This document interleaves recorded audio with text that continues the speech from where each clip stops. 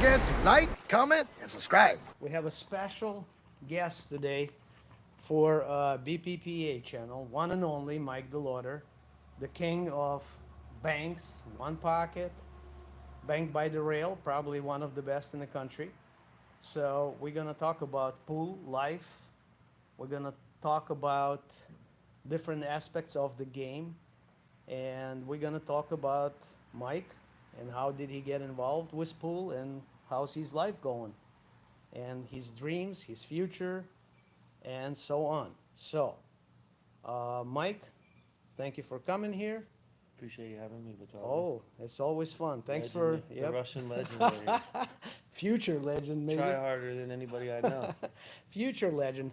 So, Mike, how did you get involved with pool? What brought you to pool?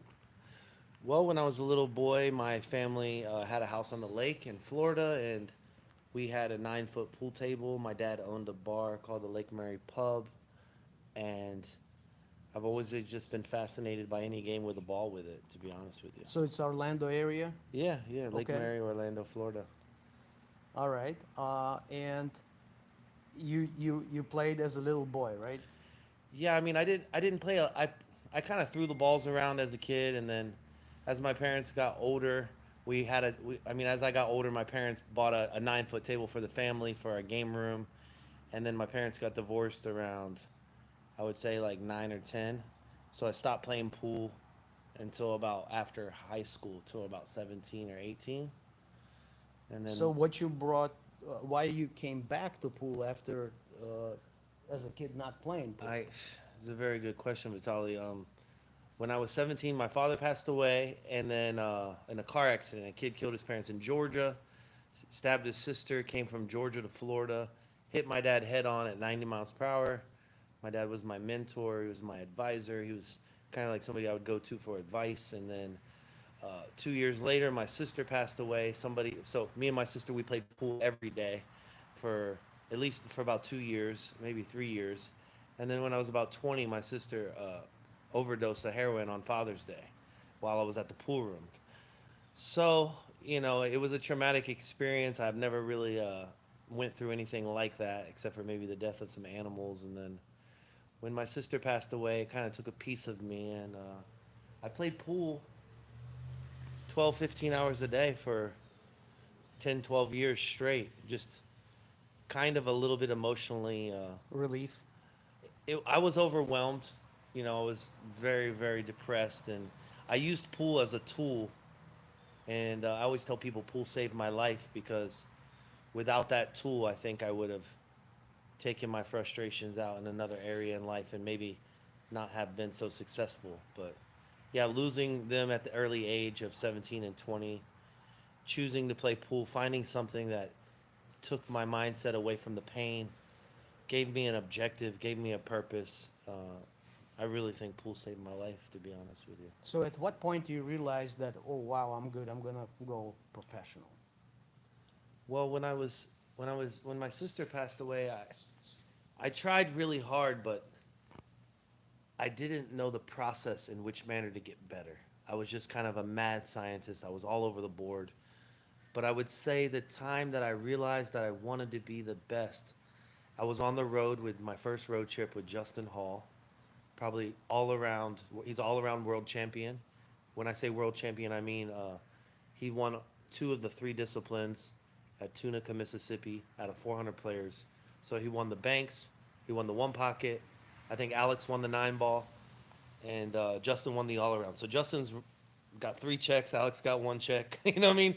And but when I really learned was I was on the road with Chip Compton and Justin Hall, and I watched them play a match of bank pool. And I thought, man, Chip Compton and Justin are the coolest guys I've ever known. They articulate the game more beautifully than most any American pool. I think they have the most style. And I got the pleasure to mentor both those guys as a young kid. It was my crew, Justin Hall, me, and another one of our buddies versus like Joey Gray and Chip Compton. And I wasn't a great pool player at that time, but I knew that I loved the game. And I would say that was my first moment I really decided I wanted to be a bank pool champion. You know what I mean? So you have a memory of like your first major professional tournament, most important professional tournament. I do. Yeah, I played a derby with 400 and something players, and I got down to the final like 7. But in the final 10, I was playing Darren Appleton. And Darren Appleton, I had watched win the U.S. Open several times. I watched the time Efren got lucky and made a ball on accident to beat him Hill at the Holiday Inn in Virginia.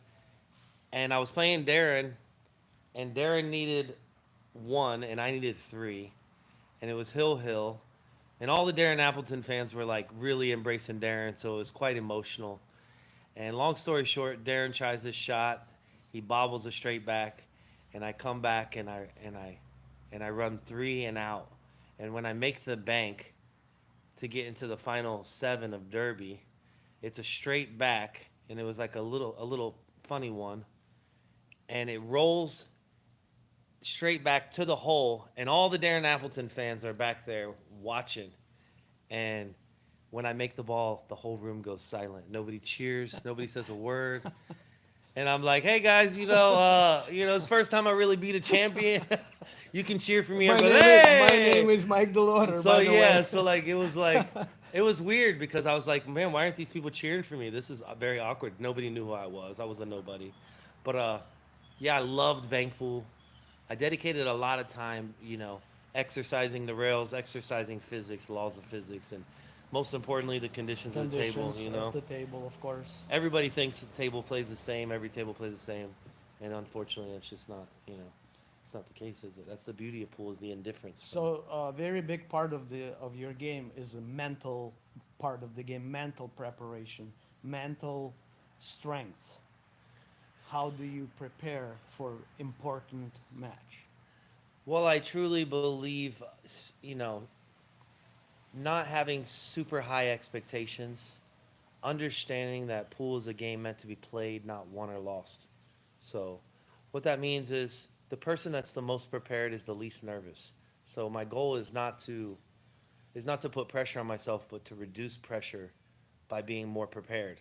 So the guy at the gym that does the deadlift and he works on his craft, he recovers his muscles, he eats correctly. When he goes to competition, he feels that he might be able to break records or be better than he's ever been because he's given the correct preparation. And mental disposition is everything. So if you guys are trying to work on your mental disposition, I think being still, like right now, I would say I could be a little nervous, but I recognize the moment. I recognize being still, it equals calmness. Stillness equals calmness. So preparation, being still in the chair, recognizing what you're up against, just mental disposition is super important. Well, they always say pool is not a boxing match. Your opponent doesn't punch you. You play against yourself. You do. You do. You play. Pool's a big game where you play the table. However, there are certain games like One Pocket where you do play the player a little bit. Like, for instance, if I'm playing John Brumback, I'm probably not going to leave him one of those dress-up straight backs to get the whole rack. By the way, John Brownback is the legend in banking pool, correct? He's one of my legends. Yeah, I watched him win Derby several times. He's a hoot Old school banker. He's a hoot to be around. John is the innovator of the straight back. He doesn't hit the ball the same as a lot of these other guys. John likes to aim them long and stiffen the ball, hit it with quite a bit of speed. He's not a big English-based guy. And, yeah, John's one of my idols for sure. So, in a very heated moment of tournament or a game, and there's a tons of pressure on you, and I gotta make this shot to win this whole thing. Yeah. How do you deal with that? I'm a big believer that if your cue ball takes the line that you desire, that you visualize, the object ball is associated with that. So under distress, I try to focus more on my cue ball and understand that they're related. Physics works, so if your cue ball goes down the path or goes the angle into the rail that you desire, the object ball will have a equal, or it will have a reaction. So, if that in makes the other sense. words, you rely on your knowledge and your experience, and you trust yourself. Yeah, yeah. I mean, I try to be still very hard because I'm a big guy. However, um, 6'6", by the way. under a tremendous amount of pressure, I recognize that this is exactly the position I want to be in. When you play pool and you feel that pressure, that's what you do it for. When you're a young boy and you meet a girl and you get a tingly sensation, you know that she's the one. Pool makes me feel that way, so I feel as if it's given me more than I've given it, if that makes sense. Pool has given me the ingredients to become the father, the man, the friend, the brother, the athlete. It's given me the mindset, the mental disposition. It's really How do you deal with a major slump, a disappointment? when you get in a slump, guys. It's the one thing I do for sure is I start at 0 degrees. I go back to the fundamental base, like your friend Mark Wilson. Shout out Mark Wilson. I the fundamental base is everything. So what that means is you want to stand behind the ball correctly, and you want to address the ball correctly, and you want to perceive the most of the ball. Most people don't realize when you're in a slump, if you go to the straight shot, you're aiming at the most surface area of the ball. Therefore, if you incidentally miss the cue ball, you can see your miss more profoundly. So I go back to the fundamentals. I go back to top, middle, and bottom, and I try to see what the natural conditions are giving me, kind of similar to what Federer plays, like a more vertical access attacker. And then I implement spin slowly, and I try to stay closer to center and move out on the ball. And then I try to increase my speed, and I try to embrace the conditions. You're always going to be nervous if you love something. There's no race car driver that gets out there and Calm, yeah. he may be calm, but he still feels it. Right. And that feeling should make you feel alive. It shouldn't make you feel like, oh my gosh, I'm trapped inside my own head. It should make you feel like this is exactly what I want to be doing. So that's kind of how I deal with slumps, playing on different tables, playing you know, lower level players, but giving them a spot that can also help you get out of a spot slump, because you're gonna get more opportunities, you're gonna get more chances. Obviously, if you're in a slump and you go play Federer, he's probably gonna put you in a worse slump. You know what I mean? So, you know, not all the time playing other people helps you with your slump. Sometimes I play independently by myself, and other times I'll give spots, and other times I'll play champions. I just recognize my level of preparation and kind of pick my game from there. So, how do you warm up and prepare for the tournament? For beginner players like me, it's very important. A lot of times people just come in, get right into the game, start shooting. Yeah, it's a super simple answer. Physics is dependent on speed. So if you start with small angles, 0 to 20 degrees, and all I want you to do is just roll the ball. I don't want you to slide the ball, spin the ball. So you're going to roll the ball, see the natural hit. See where it's going. Then you're going to increase your speed. Then you're going to increase your speed.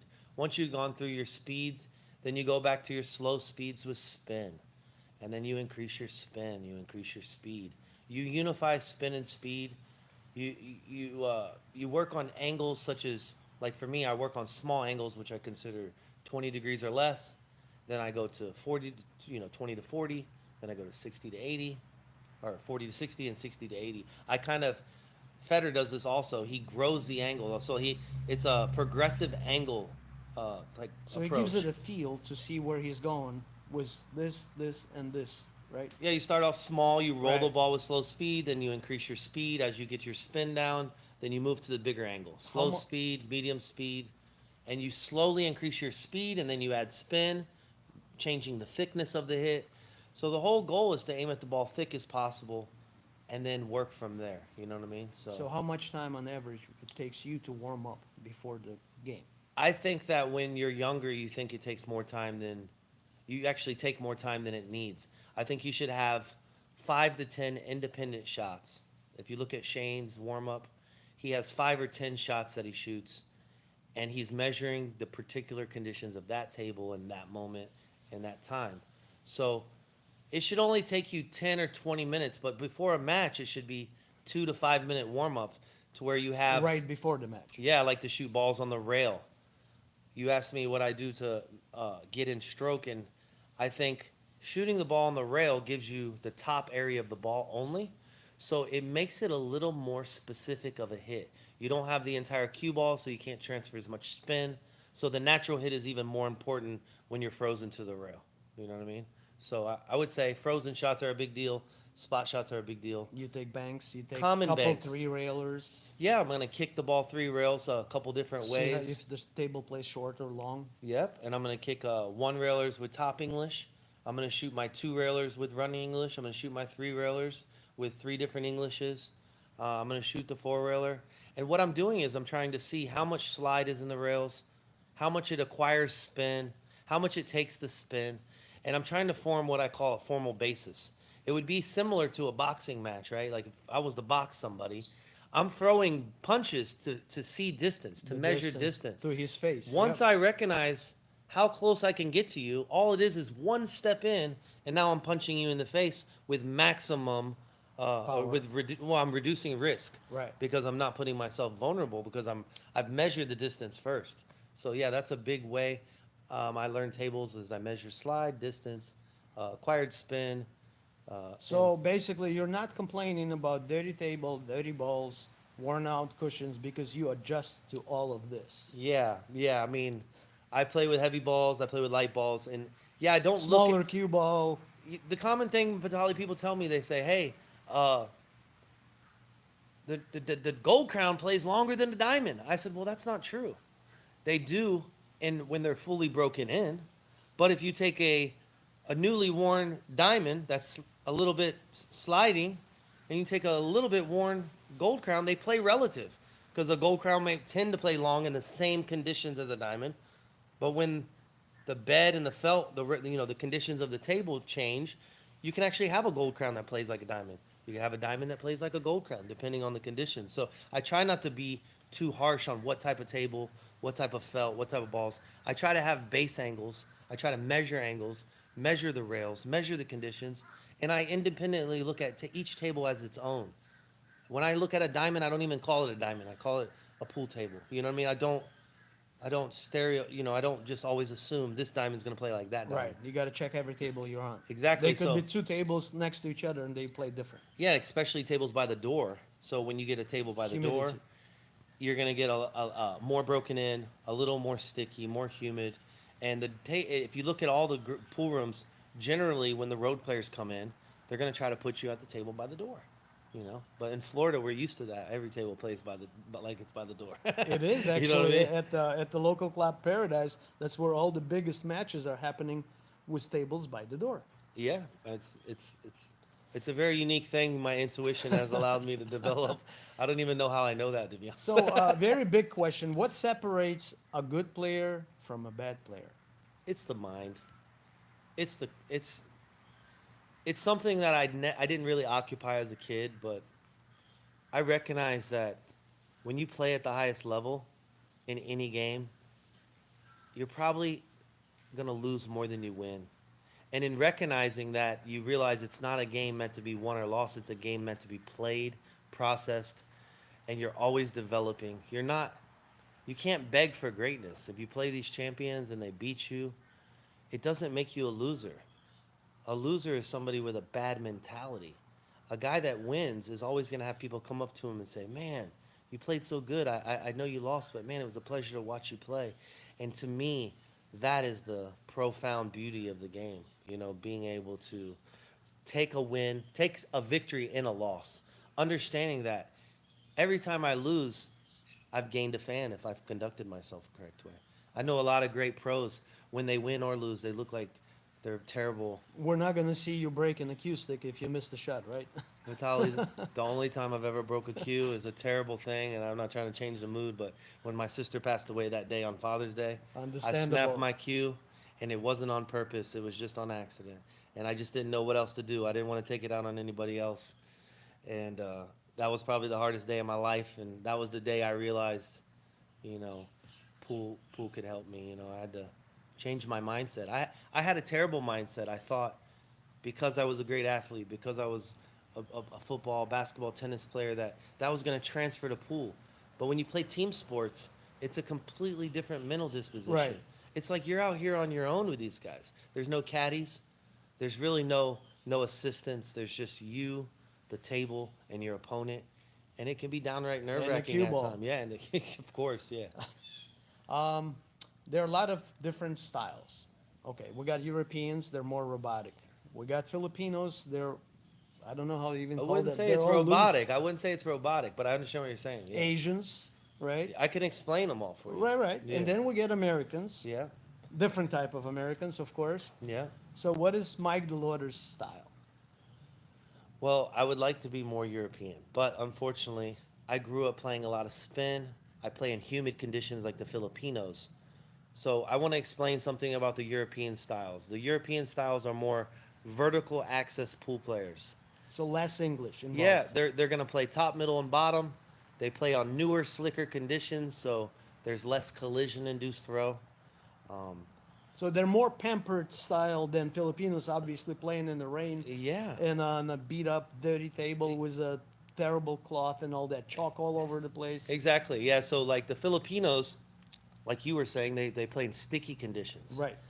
So the sticky conditions actually need more application of spin. You need to reduce the friction. That's why Afrin, That's why Efren spins the ball so well. But also sticky conditions, you can increase your speed to negate friction. So there's three ways to negate friction on sticky conditions: that you can cut the ball, you can spin the ball, or you can hit it harder. So another thing about sticky conditions is you need to go lower on the ball to draw the ball. So in newer conditions, European style, you're kind of more within the nickel of center. You use your stroke to the same functions that you need spin and speed on worn conditions. So I am kind of a hybrid. I try to adapt based off conditions. I try to play more like a Mickey Krause on newer conditions, and then I try to play kind of a little bit like Alex maybe on worn conditions. I have Mickey Krause is an upcoming European player. shout out Mickey, one of the most humble humans I've ever known. I got the I opportunity to love work to with watch him. him. He always gives me a lot of love, Mickey Krause. I got an opportunity to teach him some banks, and I would say he's one of the best bankers in the world, and he's probably one of the most genuine human beings I've ever known, for sure. You know what I mean? So what is your style? My style is probably a more compacted, less backstroke, and I like to get through the ball a little more compacted. I try to use my whole stroke, especially on straight shots, but yeah, my style is more spin and speed. I really, It's I like really don't.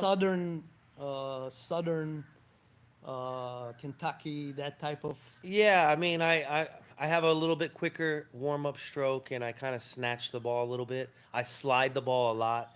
I think a lot about when I hit every shot. I'm thinking about how much do I need to slide the ball, in which state of mind am I sliding the ball, and then do I need spin? I really like to manufacture angles with spin, opposed to a lot of European players arc the cue ball. I kind of like to take different lines depending on the thickness of the hit.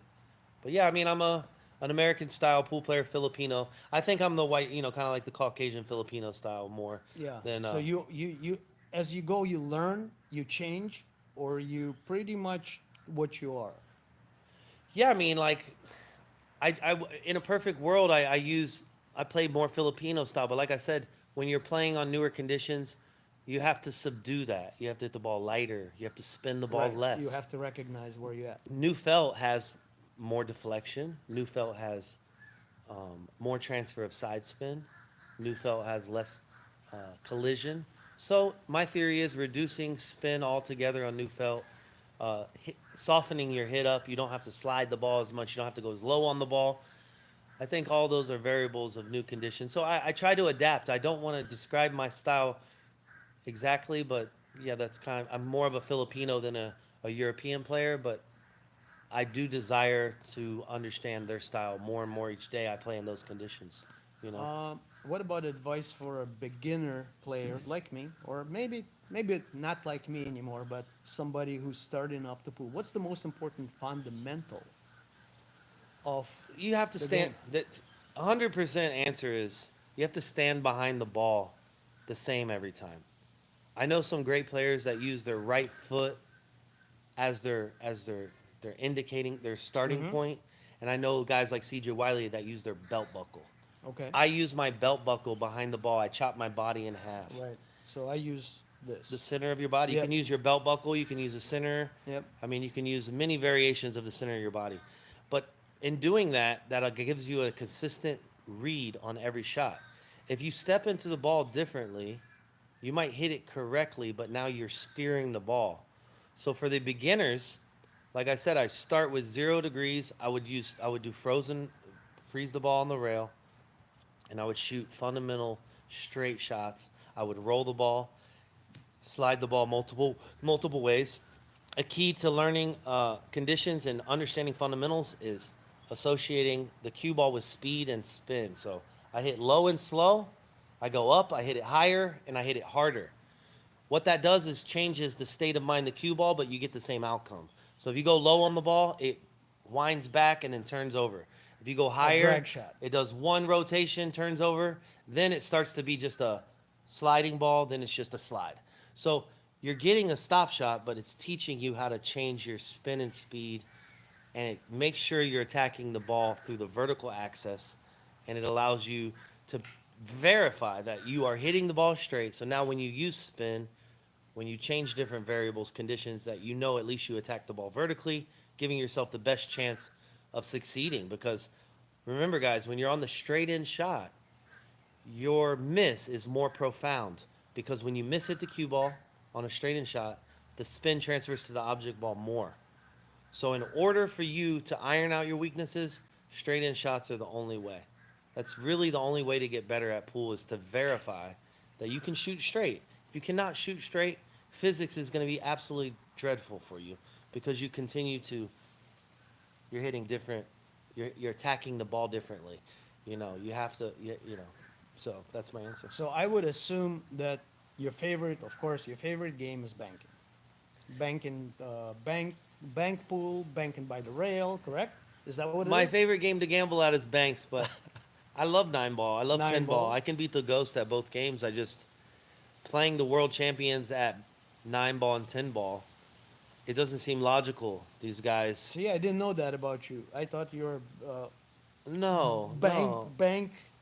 Okay. no. I just played some $500 sets in New Orleans with a young up and coming champion. He had me down 2-0. I beat him 11-2, and then he had me down 9-7. I beat him 11-9, and I love 9 ball. I just, when I see somebody, if I'm playing on brand new conditions with Mickey Krause, 9 ball is probably not the game for me, right? But I do love 9 ball, and I love what it teaches you. I love manufacturing angles. I love the game. I love one pocket. Banks is just something I've done that helps me master conditions, and it helps me kind of. I gamble at banks. It pays for all my trips. People socially want to play me, so banks is a great game. Everybody thinks it's my favorite game, but I really like rotation. I love them all. Do you play? It's like Do you ever chocolates. play Filipino rotation? All the time? Yeah, I play 1 through 15 all the time. Break. Uh, I take ball in hand, and when you say Filipino, kind of like 9 ball, No, but- no. or do you no, play by you points? Play by 61 points. You got to reach 61 points. You spot the ball on the foul and all that. Yeah, I don't play Filipino style, but I do play rotation, and the theory behind that is the more balls, more congestion, So more you have how to often think. can you run out 15? Oh, if the break's good, I mean, If it's open, yeah, I you think. can, yeah, navigate the cue ball around the whole thing. Yeah, I Very mean, I nice. feel like if you think about it, right? 15 balls only 6 more decisions than 9 ball. So if you beat the 9 ball ghost 60-70% of the time, you should at least beat the 15 ball ghost, you know, half that percentage, or maybe 20%. But it's going to be more difficult. But when you get to the table and you're playing 9 ball, it seems like, wow. It's like going to China riding a bicycle. It's very congested. Then you come to Florida and ride a bicycle. Well, if you've never rode a bicycle in China, you wouldn't think, oh, this is crazy, right? And then you go to Florida, you're like, this is nothing. But then when you're on the bicycle, if you've never rode one in Florida, you might think it's crazy. But until you go to China, you don't really know what crazy is. So adding those balls create congestion, create a different mindset. You're not just trying to execute 7 simple shots. You Well- have to master the table. That's Yeah. why the Filipinos are the best. Hey guys, later today we're gonna try that on a local pool table here.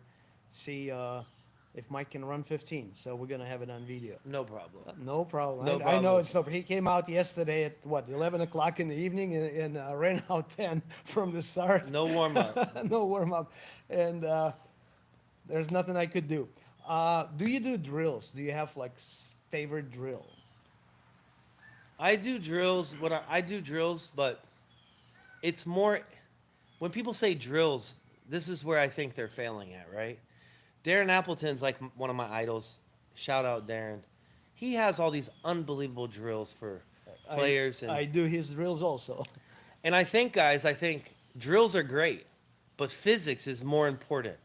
So what that means is, until you can master one shot independently, meaning I set a ball out there, I set a cue ball in the same spot, I mark it, and now I shoot it. Well, yeah, of course I can make that ball. I could probably make that ball 4, 5, 10, 20 different ways. But when you start to move your cue ball, you start to make mistakes because what happens is you'll make it soft, medium, and then when you have to power it and you have to snatch it, you have to hit high ball inside, run it around table, you start to miss the object ball because the hit is different. So I believe you should set up one independent shot and then make the cue ball land on a piece of paper all over. And once you can do that, then you go to another shot, and then you go to another shot, and master each shot individually. So that it is helps- a drill. It helps you to control the cue ball the way you need to do it. Yes, because if you think about it, if you hit the ball softly and just roll the ball in, of course you're gonna make it. If you slide the ball and you just go 90 degrees, you're gonna make it. But if you got to send Whitey 3 rails around table, why is it that people don't understand speed cuts the ball? Why don't people understand that when you spin the ball and you hit it harder, you get less variance of spin, you get more deflection. So there's variables that you don't know that you need to work on until 5, 10 years down the road when you have wasted a lot of time playing pool. So the answer is not necessarily drills, but setting up one independent shot, mastering that shot, making love to that shot every way possible, and then go to the next shot. And after you've done 5 shots, 10 shots, and you felt your cue ball and your physics and your spin and your thicknesses and your hits are all correct, then you go to Darren Appleton drills because you had deserved to do those drills. But guys, if you're doing those drills without understanding physics, without practicing the 0 degree line, you'll sleep in the street, you'll never get better. It's impossible. It's impossible. So the answer is 0 degrees, one shot at a time, mastering the cue ball, then go to your drills. So what Mike is saying. Great answer. What Mike is saying here, guys. Okay, he threw out so much information at average pool player like me. My head is already spinning and burning, right? Yeah. If you want to learn what he's preaching, Yeah. you can find this guy in Orlando. Go on the Facebook, correct? Yeah. Contact Mike. I would love to take a lesson from any level. I agree. Yeah, I mean, You agree? From I love- fundamentals to the I- high science stuff. I believe in my heart that I can help great players. Every great player that it doesn't From matter. the bottom to top. Doesn't matter if it's Shane, Mickey, or it could be an amateur. I truly believe the science of billiards and the conditions that of change allow me to always be of assistance. One of my best friends and godfather of my children is a gentleman named Benji Buckley. He beat Jason Shaw on the GB9 tour. He was down, he like 8-3 and came back and beat him 11-8 or something. My point is that science of billiards can help everybody. So there's great coaches and great players. I think I'm a good player. I think I'm a great coach. You know what I mean? A lot of people think I'm a great player, but at the real end of the day, I think physics, conditions, and having somebody be there for you emotionally and help you at your lows to get you to the next step. I think I definitely can provide that for people, especially good play. I feel like I get misread a lot. I think the science of pool can also help the great players. I think a lot of times I'm surprised I don't get the opportunity to work with a lot of great players because I think I'm getting a little lost. I feel like a Phil Jackson can help high-level players. He can also help low-level players. But I really want to help great players, and I want to help I mean, I consider you a great player, Vitaly. Even though you're very new to the game, I want to help somebody that's working hard, pursuit of greatness, is diligently trying to iron out their weaknesses. Thank you. I don't really enjoy, I mean, listen, I love working with beginners that are hungry to learn. I'm just not a big, like, hey, I've never held a cue before. I'd prefer to work with people that have hit at least 10,000 balls, if that makes sense. I hope that doesn't run people away from what I'm trying to provide. And I know you would say it's good to work with everybody, and I do want to work with everybody, but I really want to work with people that are ingrained in the game like we are. Well, as Mark Wilson always says, if you cannot deliver the cue ball where I need you to deliver it, there's no sense of teaching you, because every shot you take is going to be different. So you can't teach a person a next level if they cannot Deliver, yeah. deliver the cue ball where you ask them to deliver it. So I totally agree with you. There's different levels of teaching.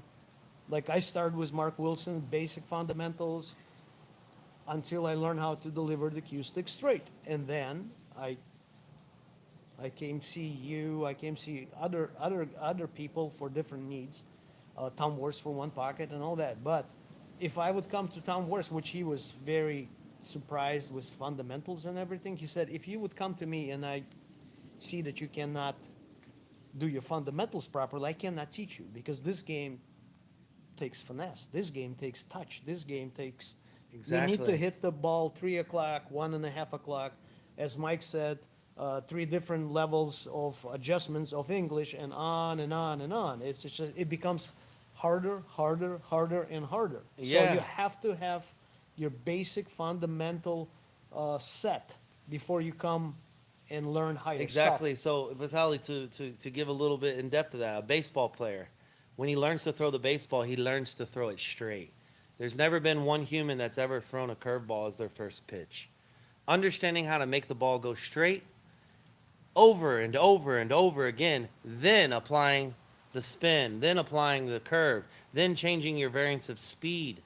And that's how great pitchers become scientists. But without the fundamental base, you're nothing.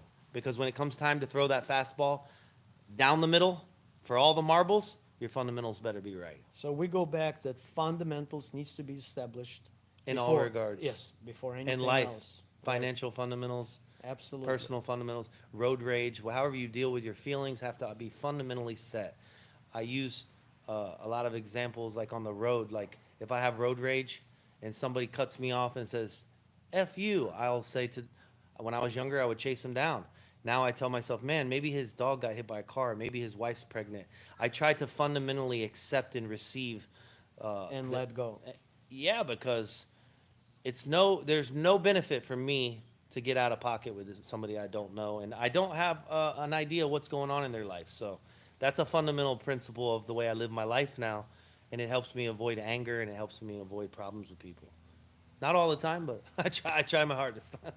If they would say, Mike, you can only play in one tournament this year, just only one, and you're not allowed to play anywhere else, what would that be?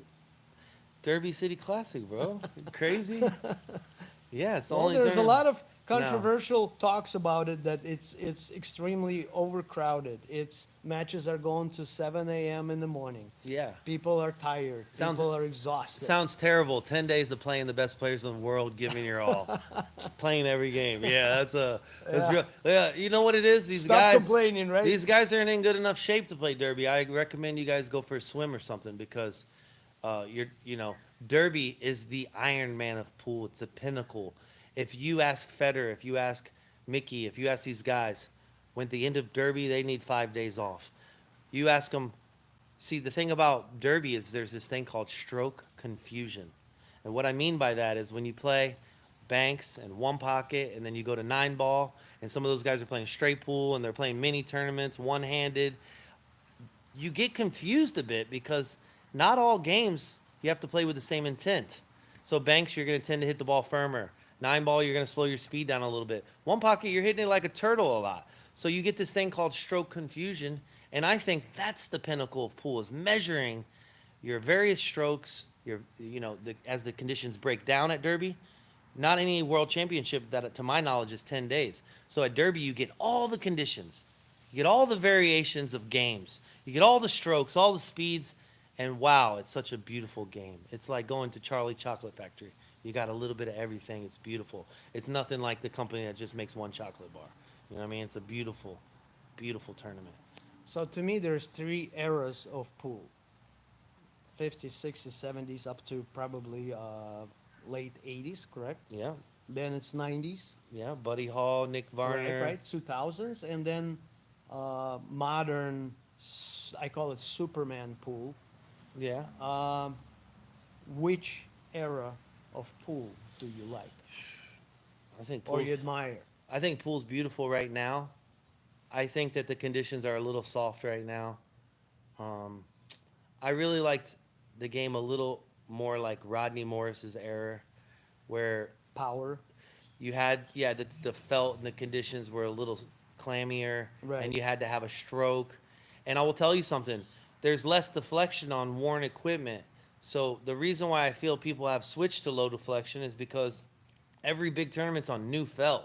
So the fact that you get more deflection, it's kind of become where you can hit the ball way less speed. You don't need as much spin. It's not nearly as beautiful to me.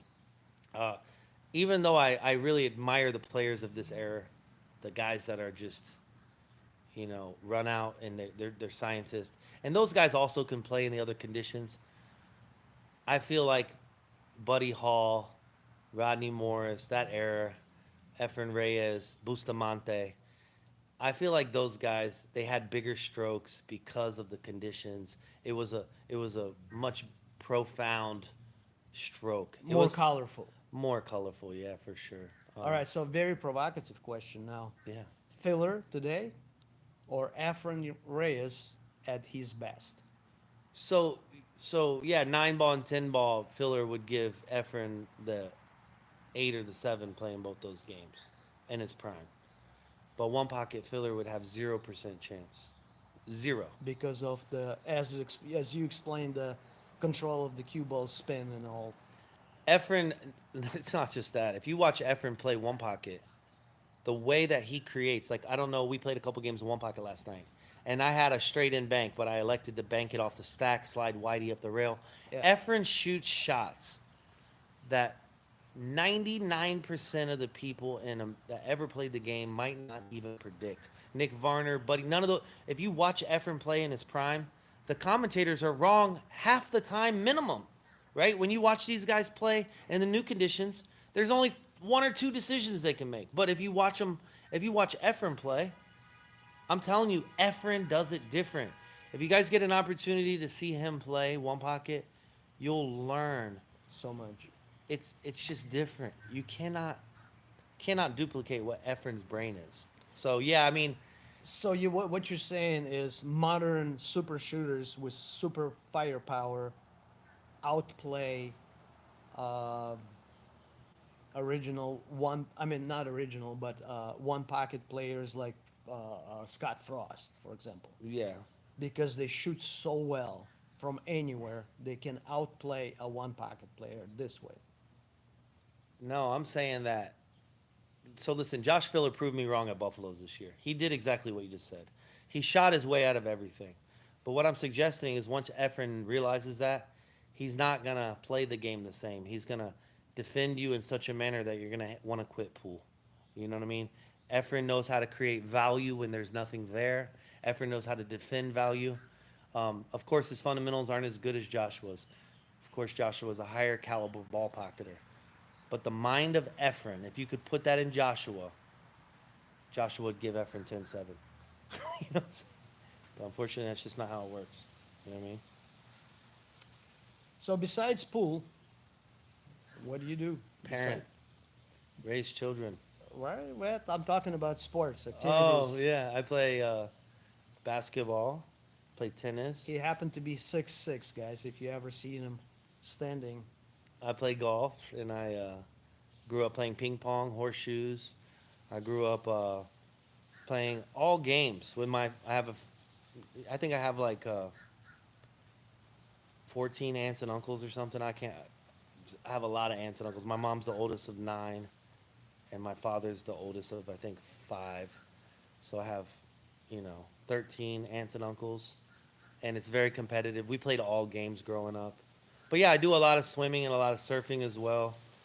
I think swimming is the perfect state of mind you need to be in on the pool table.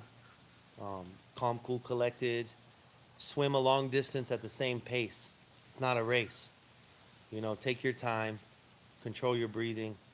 I think the sports have helped me a lot, but when I was younger, I went hard, hard, hard. I would just push my body, but I didn't work on my mental disposition. So, yeah, I mean, I love all sports. I'm getting old, so it's, Old, 42. well, physically not in my prime for those sports. I'm 55. I don't feel old, guys. Um, Well, I'm not old in one regard, but if I go play basketball with 25-year-olds, of course. I'm just It's all suggesting relative. that. Yeah, yeah. So if we take Mike DeLaweder and send you back 20 years, what would you change about your pool game? I mean, I would fit in great. No. What would you change? What would I change? to become even better today? What would you do different? I would not have ever started drinking after my father and my sister passed away. Gotcha. And probably some people are like, "Oh, don't talk about this because, oh, it'll make your image." But hey, guys, I want to let you know, we all suffer.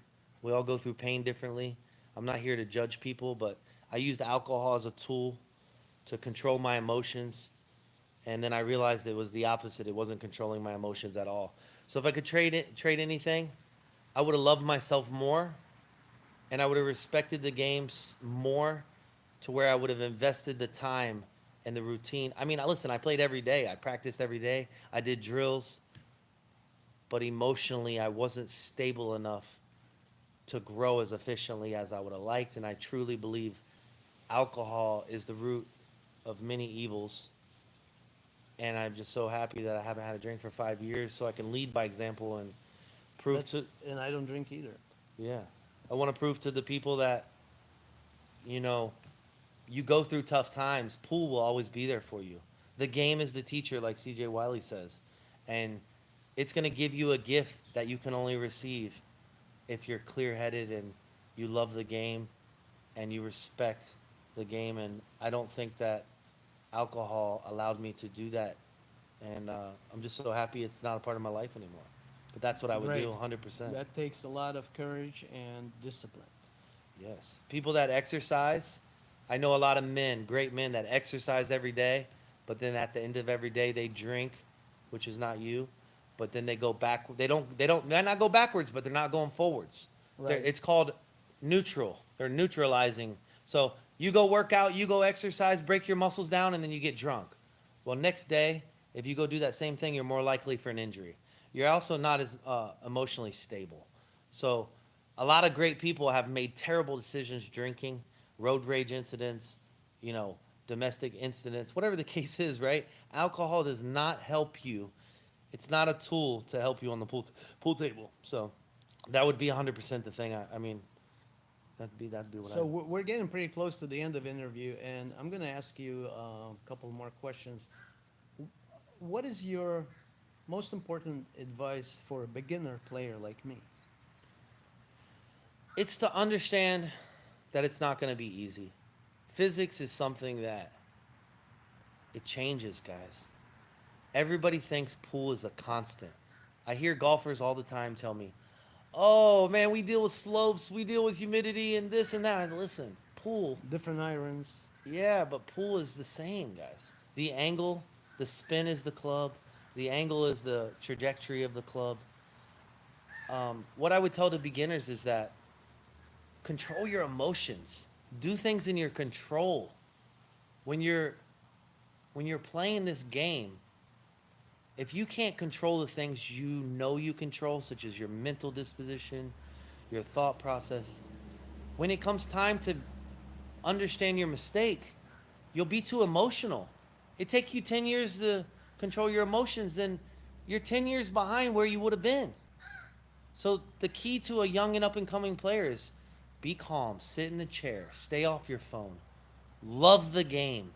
Whatever you're doing, dedicate your soul to it. And what that means is don't let the game hurt you. You don't have to be in pain to love something, right? That's not normal. So don't let the game torture you. You torture the You gotta game. enjoy. You got to enjoy the torture. Vitali, when you first came to me, you weren't such a great pool player, but I know that you wanted it, and I know that you were somebody that I wanted to invest in. And in doing that, if I saw you over there complaining after each shot, it would make me never want to be somebody that works with you because I want you to do the things that you can control. And I think you do those well, and I think you deserve all the progressions that you've made. And the reason why you've done that is because you're not a complainer. I mean, guys, every once in a while you're gonna make a mistake and you're gonna miss the ball, and it's gonna be sad time, and Many times you're gonna make mistakes. you're gonna find yourself complaining. Every time you complained, you're gonna forget what you did wrong, guys. It's very important to control yourself. Recognize that it's not gonna be easy. Everybody thinks, man, I can beat the 9-ball ghost. That doesn't mean that you've mastered pool, guys. You have to stay in the middle, nor high nor low. Just control your emotions. Do things in your control. Write down on a piece of paper, what are the things that I can control in my pool game? And if you do all those things, there's no way you don't get better. Now, if every time you go to your chair and you lean on your arm, you're like, I hate this game, it's so stupid. Why do I do this? Well, you have failed yourself for the day, and you've probably set yourself back 3 weeks. Okay? So focus on what you can control. Stop whining, stop complaining, and understand it's a hard game, and you will get better. Can I add a couple things from my experience? Absolutely. Hard work, homework. There's nothing is free in this game. You have to work for it. If you don't do your homework, if you don't do your shots, drills, if you don't do things that guys like Mike teaching you, and repeat, you're not going to get better. If you're just shooting balls and thinking that's that practice, it's not a practice. So you have to work hard at it. Nothing is free at this game. Absolutely nothing. It's not free, for sure. Hard work. Love the game. Treat it like you would treat your child. Love yourself. Treat yourself like you would treat your child. If Vitaly, if you're playing and you put a little mini version of yourself and it's your baby, and if you miss a ball, you don't say, hey, you stupid, why'd you miss that ball? You say, hey, little Vitaly, I want to let you know that we made a mistake there, but we missed it thick, we missed it thin. It's okay. Go back to the drawing board. Understand why you made that mistake and work from there. You always draw from your mistakes. Your mistakes are what going to make you a champion, not you running out. Because in every run out, I'll show you a flaw in what you did something incorrect. You might have still achieved the objective, but to me, the objective is stay under control and pay attention.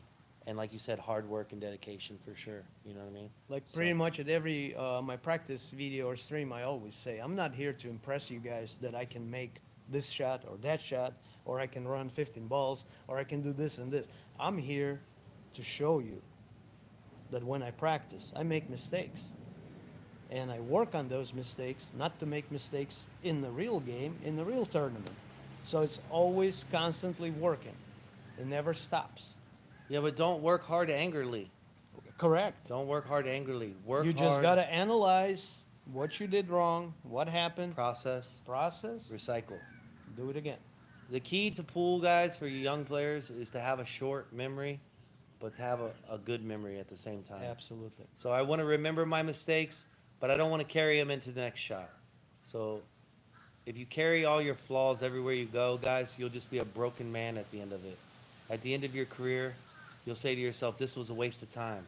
Well, I'm here to tell you, pool saved my life, and it'll never be a waste of my time because I take what it gives me.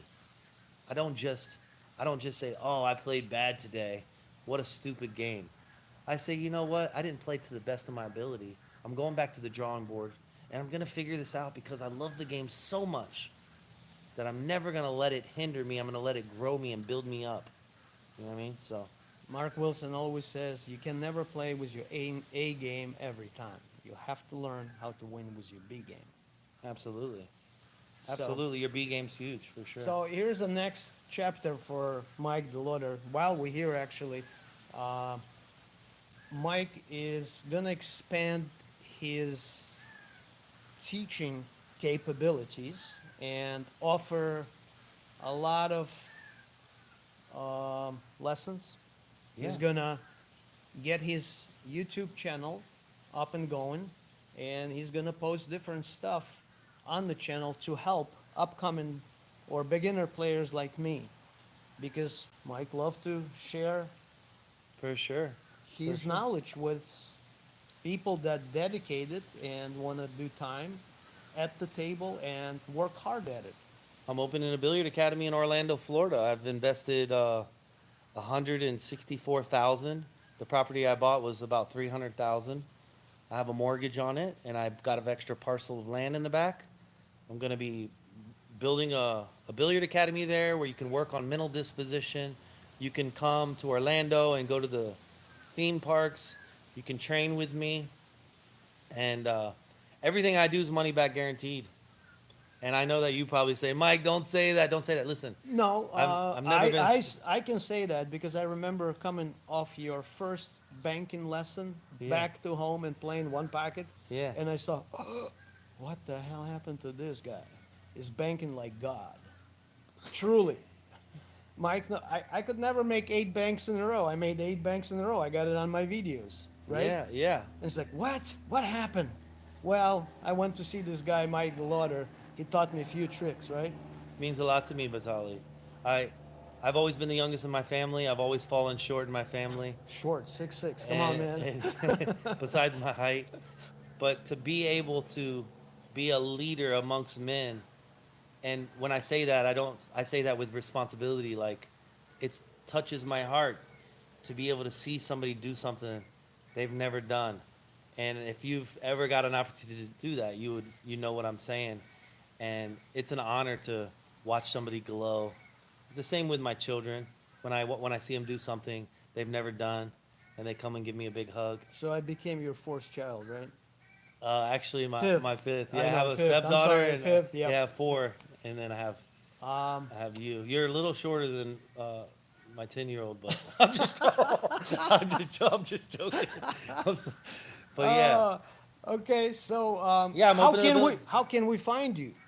So Vitali's gonna help me start an Instagram, and he's gonna help me start YouTube. and I'm gonna get a tablet today, and he's gonna teach me how to do videos and kind of as I've taught you. And you can always hit me up. I'm the house pro at Rax Billiards in Sanford, Florida. Facebook. You can hit me up on Facebook, and I'm on there, and you can send me a message. And I would like to get some lessons from you, Mike. yeah, and if you want to tell me your weaknesses, and I can design a lesson plan around that, it would be an honor to work with you. Once again, I've helped a lot of great players. I worked with Mickey Krause, Kyle Bova, Trenton White, a lot of great players. I've had the opportunity to express and help, and their friendship means the world to me. And without them, I would be nothing. They are my student. They're my how would I say it? My guinea pigs. I don't know how to explain it, but Punching bags? Yes, and it's been a great journey growing. And I truly feel when I was younger, physics let me down so much, and it was the opposite of what I thought. And these conditions, I always thought this is the ball. You can spin the ball in worn conditions better, but that's the opposite.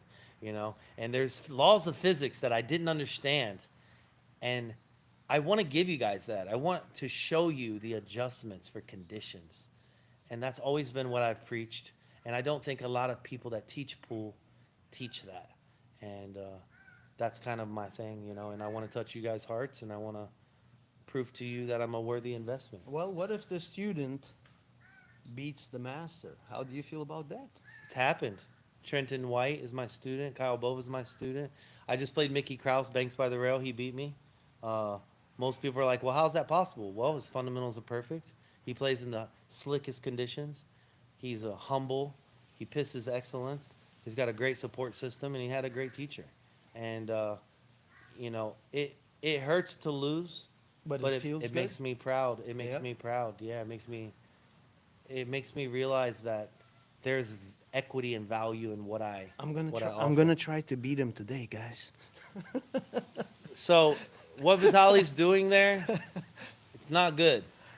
It's great that he's competitive and he's a wonderful man, but when you're playing pool, stop trying to win, man. You think it's about winning, but that's why you get tension in your arm, because as soon as you see the finish line, you trip over your own shoelaces. And it's not you, it's everybody. Even if you watch Federer and Shane when it's a close match, when it gets to the finish, they're thinking about finishing. But really, you just need to think about what is the best decision, what is the most objective thing I can do here.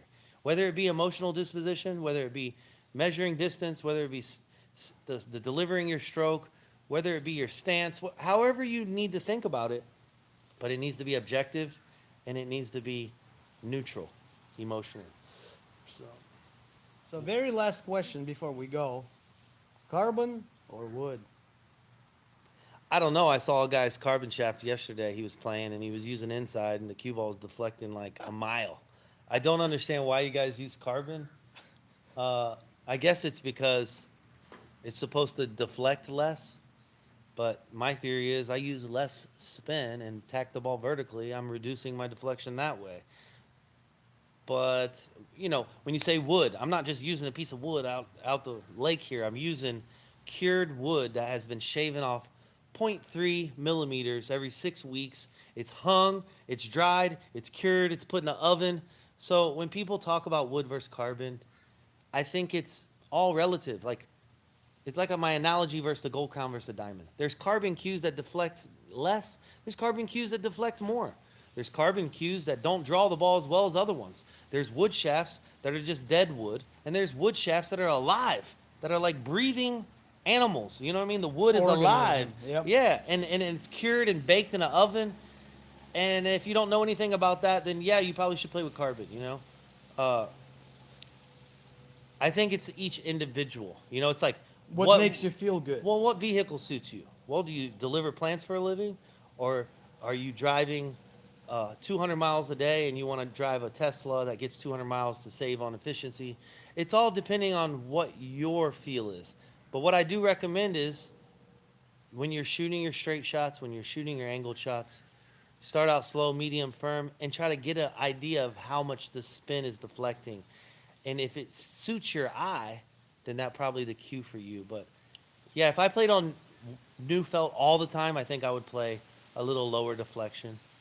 But So, what brand of the cue stick you play with? I play with a Chris Nitty Okay. / David Elliott, Where which is it made?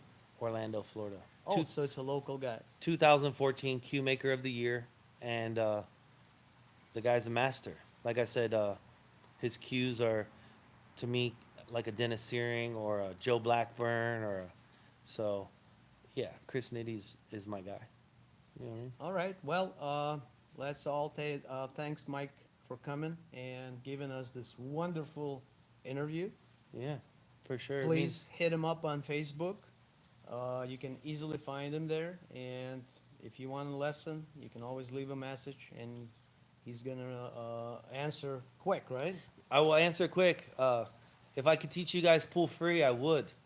My wife's, we have 4 children, and I'm tired of working outside in the heat. But it's a well worth investment. Invest in yourself. Right. You know what I mean? I don't believe in teaching free, because people got to have a value of their money. Exactly. If you teach for free, people just It goes in one ear, out the other. Yep, When I taught absolutely. you, Vitali, Absolutely. I gave you some lessons, and you went to your table, and you went there with intent. And you came back to me 3 times a better player. And if it wasn't for Mark Wilson ironing out all those fundamentals, of course, maybe my way might not have been so profound for you. No, I mean, But I'm just saying, you came to me a straight arrow. You came to me a straight arrow, and you applied physics, and you were on fire for the game. And you're able to teach yourself and know your mistakes now. I just feel like that's a big contributing factor to success on the pool absolutely. table. You have to recognize what you're doing wrong. For sure. That's the number one thing to get better. I do group lessons, and I also do individual lessons. And once again, when you work with me, we'll do a 2-hour lesson, for instance, if there's something that if you feel that my way is not appropriate for you, I want you to leave, and I want you to I will respectfully decline the payment. I'm not worried about the money. However, it is a business, and my goal is to really give my all to my students. So if it sounds like something you're interested in learning, angle, spin, speed, inside the pocket adjustments, measuring distance, measuring conditions, fundamental base, kicking, banking, defense, position play, I truly feel that I can help you with all of that. And if you want to play like a European style, I can teach you that style. If you want to play Filipino style, I can teach you that style. I can show you what angles the Filipino style works better, the European style. I can give you, fundamental bases for all styles. If you like to do a short backstroke, I can teach you quarter backstroke. If you like to be Feder Gorst, I can teach you the whole stroke, 12 inches if you'd like. If you want to be Josh Filler, we can make a 10-inch bridge and you pull it back 2.5 inches. We can make you like John Mora, pull it back halfway. However you want to play. How about lefty? I cannot teach you how to play lefty. I mean, I can help a lefty. I'm learning my left hand. Well, I'm practicing with left. when your arms are as long as mine, stability doesn't You come don't need easily. to- yeah, I so gotcha. being left-handed is kind of brutal. Yeah, but you can reach as far as half of a table. I'll just use the bridge and my Yeah. extension. But yeah, I mean, if you guys are interested in doing lessons, it would be an honor to work with you. And And you're not, guys, truly, you're not gonna regret for sure. this lessons. For 'Cause sure. You're gonna learn so much. I remember leaving him after. Actually, I remember being there for 4 hours, probably, right, first time. Yeah, 4 hours. And in 2 hours time, my head started overloading with so much information. Thanks God I recorded everything. I feel like I want to give you a lot, and I knew Right. that you were worth it. But the thing is, I came from far, and I didn't want to do 2 hours and leave. Yeah, your drive is 6 hours, and Yeah, but I'm driving 6 hours, and I'm doing 2 hours and leave. So I did all full hours. Then 4 hours. Then we played for an hour maybe or so. yeah. And I recorded everything. And You definitely got better, Vitaly. I know you're being humble right now, but you deserve a lot of respect for playing for such a short period of time. I would say, out of all the people I've played with, you've grown exponentially faster than anybody. You know what I Thank mean? you. Yeah, respect, Vitaly. all right, guys, we're gonna close the shop. Thank you to Mike DeLaweder's coming out here. He's actually drove 3 hours to see me, right? I did. I mean, Yeah. I promised you I would pay you the same Absolutely. courtesy, and I don't break my word. Absolutely. So. He's a man of his word. Yeah. Hit him up on Facebook. We're gonna start the YouTube channel sooner or later. We're gonna do other things, so you're gonna start seeing him more and more. And one and only, Mike DeLawder. Thanks, Vitaly. Thank you.